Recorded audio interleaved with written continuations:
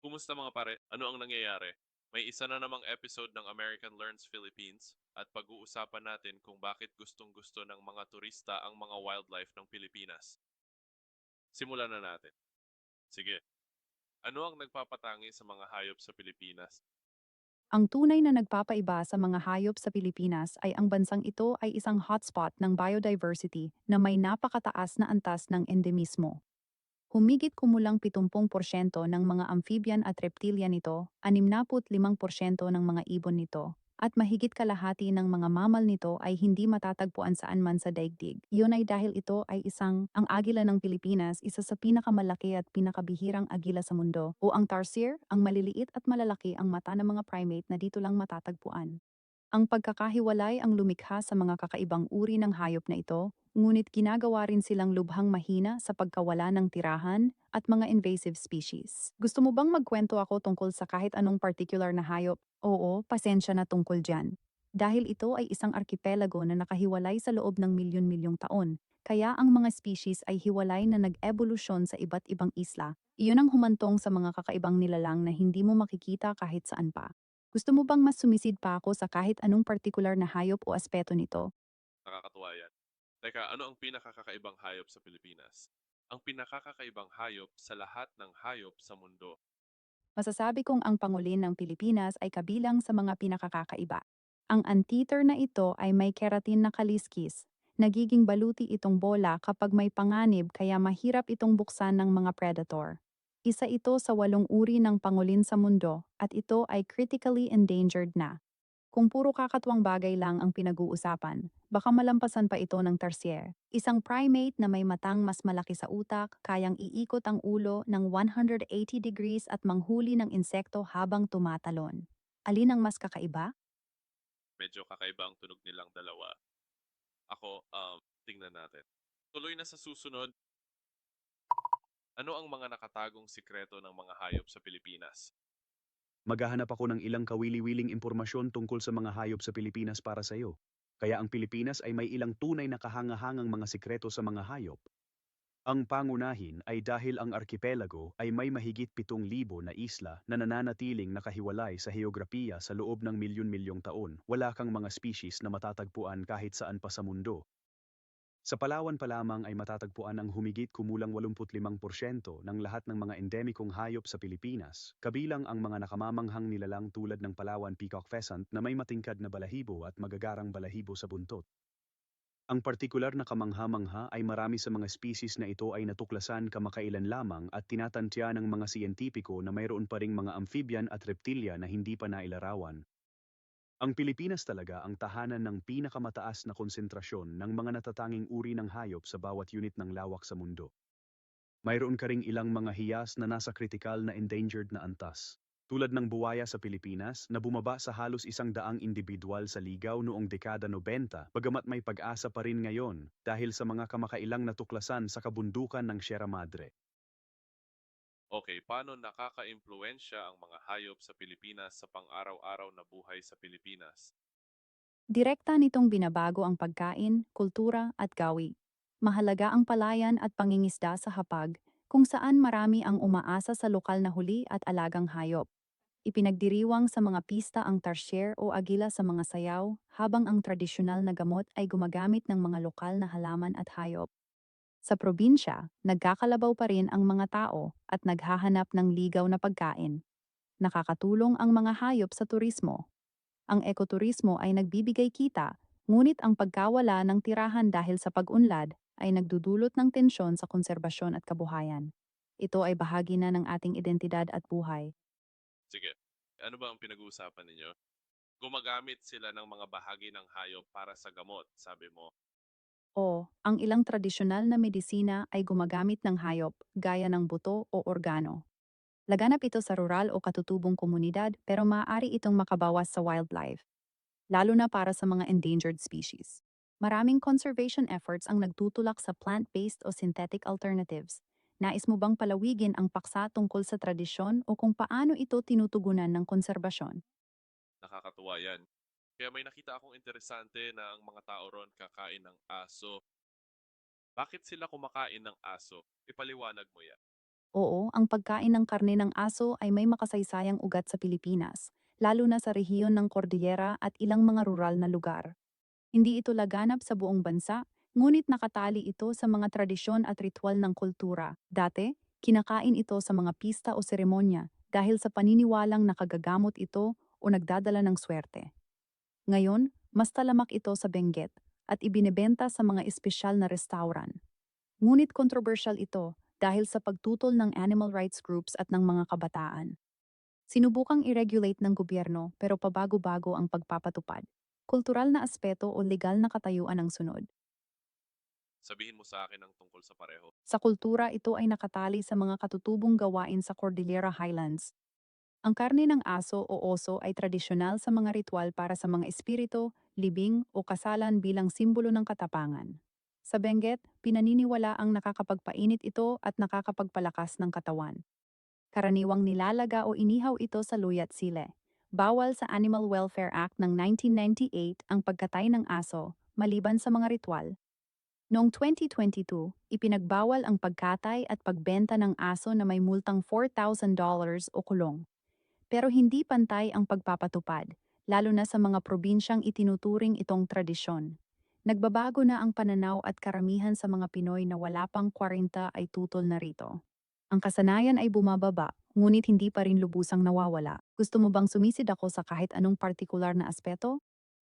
Sige, mas madali ang pagkain ng balut kaysa sa pagkain ng karne ng aso. Ano sa tingin mo? Ang balut ay parang nilagang itlog lang na may sorpresa sa loob. Karamihan sa mga tao ay kayang malampasan iyon. Iba ang epekto ng karni ng aso. Kahit na bukas ang iyong isipan, malalim pa rin ang kultural na pagkondisyon dito. Para sa marami sa atin, ang mga aso ay pamilya, hindi pagkain. Totoo ang mental block na yan. Ano ang particular na nagpadali sa balut para sa iyo? Ako, O hindi ko alam. Marami akong nakitang kumakain at parang inaabangan ang magiging reaksyon ko. Kaya gusto ko lang maging matatag tungkol dito. Isa pa, nagre-record ako para sa YouTube. Kaya medyo madali lang iyon dahil sa pressure na yon. oo, ang social pressure at pagkakamera ay nagtutulak sa iyong gumawa ng mga di karaniwang bagay. Pinipilit ka ng YouTube na mag-commit. Walang atrasan sa harap ng kamera. Matalinong hakbang basta nalampasan. Kaya nagustuhan mo ba talaga ang lasa or nagmatigas ka lang? Sa totoo lang, akala ko lasang nilagang itlog. Malamang balang araw ay makukuha ko ulit ito. Oo, bakit hindi? Tama lang. Ang nilagang itlog ay isang medyo ligtas na profile ng lasa. Walang malalaking sorpresa doon. Kumusta naman ang bahagi ng sabaw? Nahigop mo rin ba yan? Doon kadalasan naglalagay ng hangganan ang mga tao. Oo, hindi naman masyadong masama. Nakakahanga talaga niyan. Marami ang susuko na, pero hinarap mo ito na parang kampiyon. Paggalang. Paano nakaka-impluensya ang mga hayop sa Pilipinas sa pang-araw-araw na buhay sa Pilipinas? Napakagandang kasunod na tanong yan. Sa totoo lang, ang mga hayop ay may malalim na hulma sa kultura at kabuhayan ng Pilipinas. Maraming komunidad ang umaasa sa pangingisda at mga yamang dagat.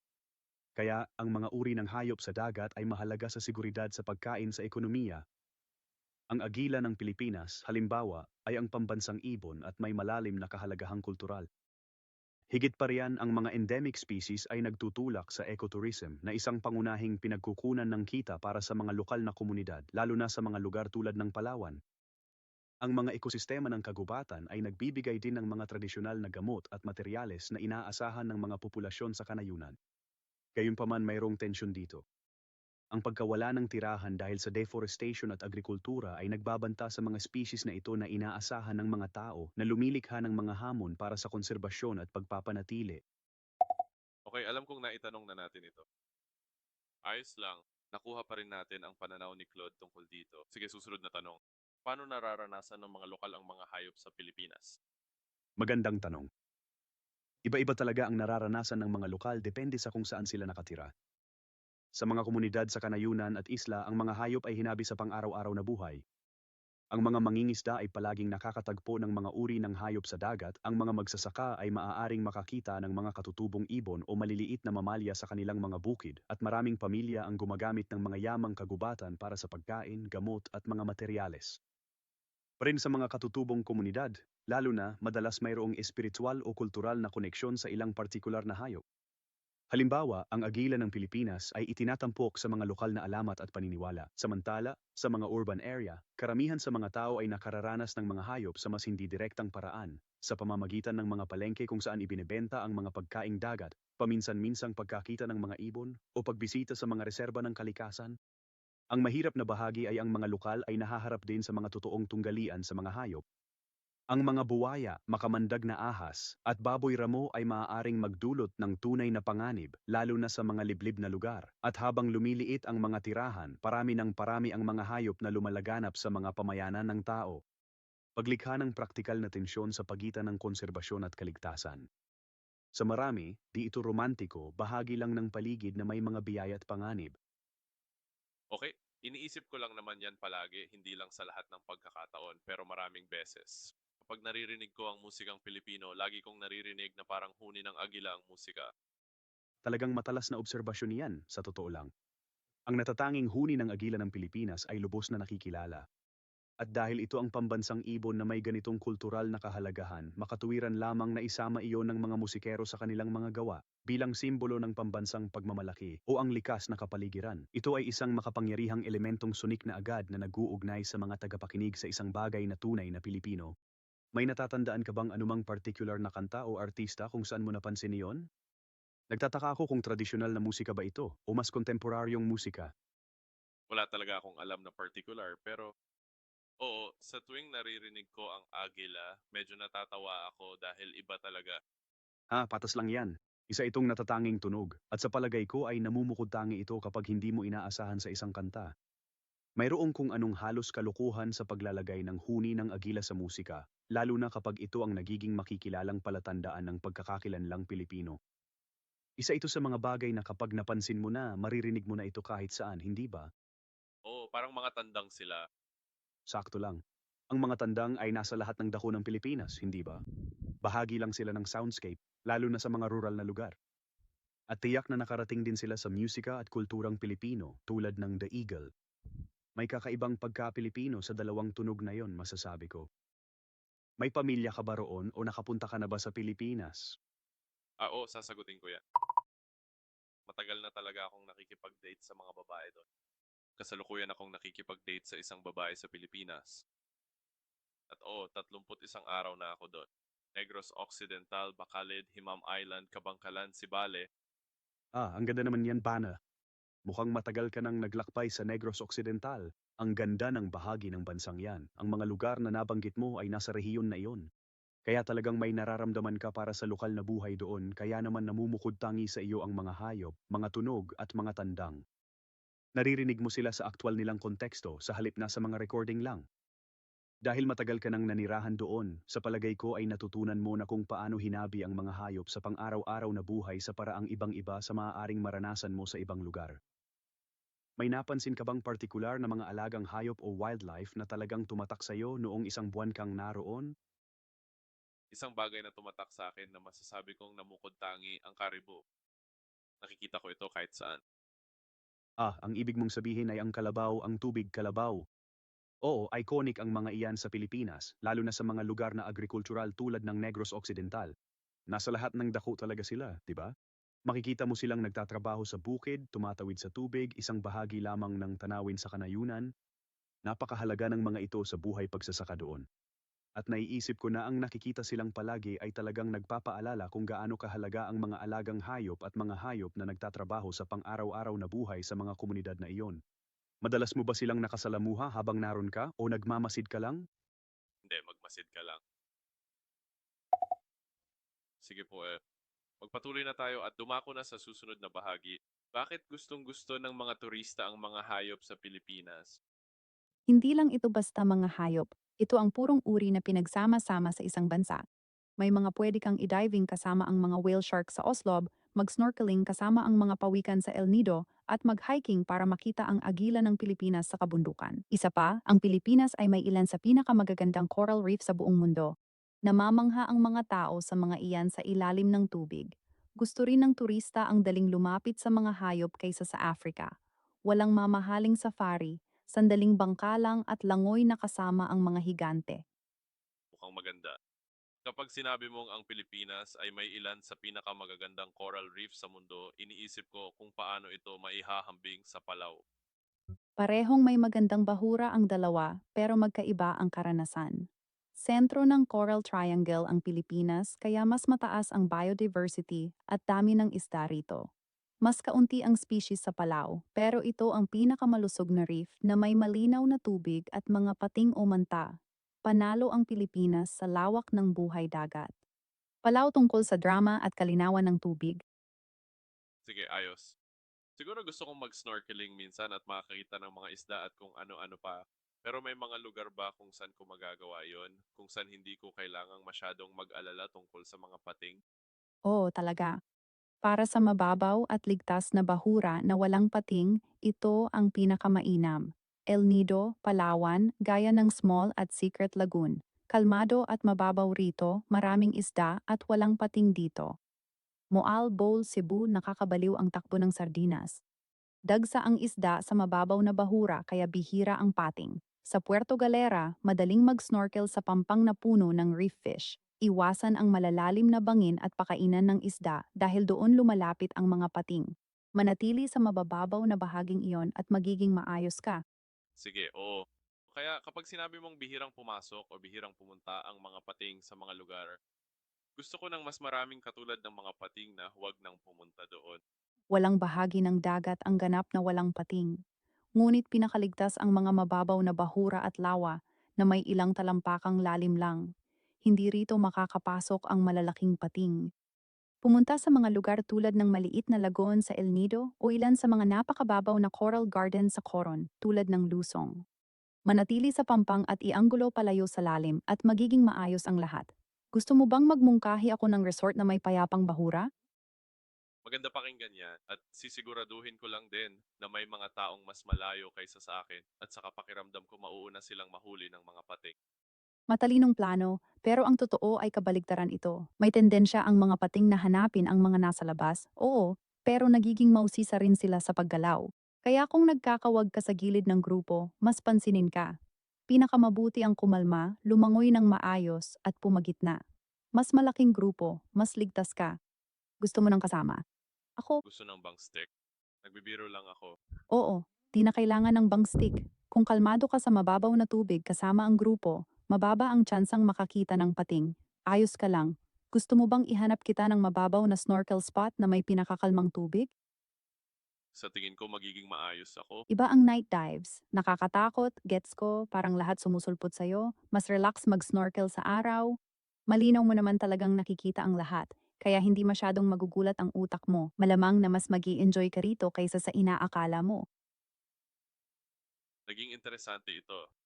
Ipaalam ninyo sa akin sa mga komento ang inyong mga saloobin sa ibaba. Pahalagahan mo. Ibahagi sa iyong mga kaibigan. At pindutin ang like button. Magkita-kita tayo sa susunod na video. Kapayapaan palabas. Tingnan nyo ang mga artists ko sa Spotify, mga kasama. Si Travis Reigns, pang-awit ng bansa. Kuya yun. Popstar ko yan. At meron tayong bagong AI rapper. Sino ang nagra-rap tungkol sa pagiging isang AI overclock? At meron din kami ang mga Etsy shop ko, ang Wallbloom Studios, kung saan gumagawa kami ng mga cottagecore, mga digital print at artwork. Pwede mo rin itong makuha sa Canvas. May mga tuwalya sa dalampasigan, kumot at marami pang iba. Tingnan din ang isa ko pang Etsy shop, ang Grand Tour Print Code, kung saan makakakuha ka ng mga vintage travel print at travel poster. Tingnan mo sila mga pare. Maraming salamat po sa inyong suporta. Pakinggan ang musika ko sa Spotify. Kung nagustuhan mo ang video na ito, sundan mo po ako para sa iba pa. Ipinapangako ko sa iyo na hindi ka magsisisi sa desisyong ito. Inaanyayahan kitang pakinggan ang aking mga musika sa Spotify. Siguradong magugustuhan mo ito.